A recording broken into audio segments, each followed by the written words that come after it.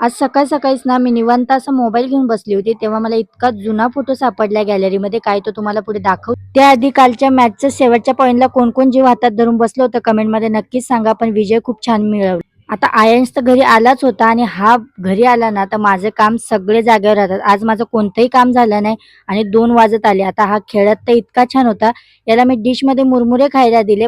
पण या वयात या मुलांना ना कोणतंही अन्न तुम्ही दिलं ना, ते त्यांना जमिनीवरच टाकून खायला आवडतं. हे यांचं एक चालणारं रुटीन असतं, जे की प्रत्येक लहान मुलांसोबत होतं. पण खूप छान प्रकारे याने सर्व मुरमुरे खाल्ले. त्यानंतर थोडासा रडत होता, पण त्याला आम्ही हसवायचा जेव्हा प्रयत्न केला बघा कसा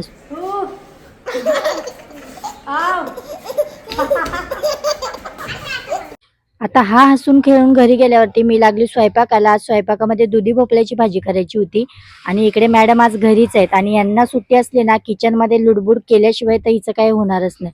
आता इथे चालू होतं की मी पण काहीतरी भाजी बनवते आणि पत्ताकोबीचे पाने घेऊन खेळणे चालू होते. इकडे माझी भाजी झाली आणि मी चपात्या करत होती. पण आज काय माहिती चपाती करताना हा विचार मनात आला की हे चपात्याचं काढलं कुणी असं सिस्टीम काय माहिती आता मी तुम्हाला सकाळी बोललीच होती माझा जुना फोटो सापडलाय तो हा आहे. हा माझी परी पोटात असताना 7व्या महिन्यातला फोटो आहे आणि परीच्या पप्पांनी माझं डोहाळे जेवण खूप छान केलं होतं. त्यानंतर परी झाली अशी काहीशी दिसत होती आणि अशी दिसणारी परी आज इतकी मोठी झाली आणि ही मोठी कधी झाली हे आम्हाला कळलं सुद्धा नाही. पण पोरं कधी मोठे होतात हे आपल्याला कळत नाही, पण जिम्मेदारी तेवढ्याच आपल्या वाढतात हे मात्र नक्की आहे. त्यानंतर आज माझं ना जे काही स्टोरेजचं स्नॅक्सचं असतं ते संपलं होतं. त्यामध्ये आम्ही मुरमुऱ्याचा चिवडा आज करायला घेतला, तर मी दुपारीच मम्मीला बोलावलं होतं.